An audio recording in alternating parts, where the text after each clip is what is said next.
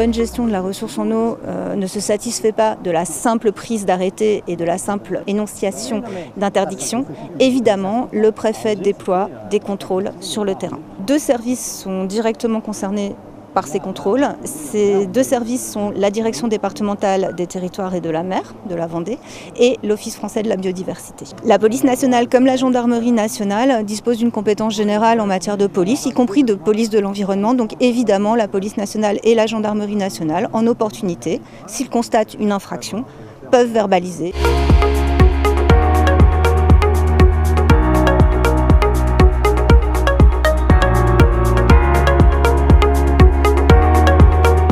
On voit bien la différence de niveau d'eau.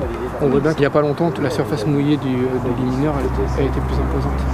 On voit bien les berges qui sont encore mouillées. De par la baisse du niveau d'eau qui est assez importante, on pourrait soupçonner qu'il y a un prélèvement effectivement qui soit fait à l'amont. Les 2 services marchent vraiment la main dans la main pour organiser des contrôles qui ont commencé dès le début mai avec les premières restrictions, notamment sur l'irrigation dans les rivières et les ruisseaux. Les règles du jeu, c'est ceux qui ne les respectent pas, qui mettent en danger tout le système d'irrigation. Il est très important que l'irrigation soit gérée de manière collective. C'est ça qui permet de faire en sorte qu'elle puisse perdurer en tenant compte de l'ensemble des usages. À partir du moment où on a des règles, si on ne vient pas les contrôler, la situation ne s'améliore pas. Donc ces contrôles-là sont importants.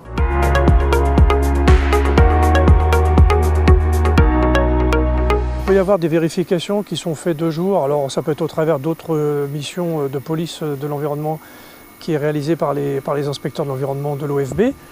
Mais ça peut être aussi des contrôles ciblés avec des localisations plus précises où on va aller vérifier effectivement s'il y a des prélèvements, notamment de nuit. On est admis à aller regarder si les différentes catégories d'usagers respectent les interdictions de prélèvement. Il n'y a pas seulement les agriculteurs, il pourrait y avoir des particuliers, il pourrait y avoir des collectivités, il pourrait y avoir des industries qui prélèvent directement. À partir du moment où il y a des interdictions de prélèvement qui sont totales sur les cours d'eau, ce sont tous les prélèvements qui sont interdits. Toute la difficulté de ces décisions, c'est de trouver le juste milieu entre activité économique, activité agricole et préservation de la ressource.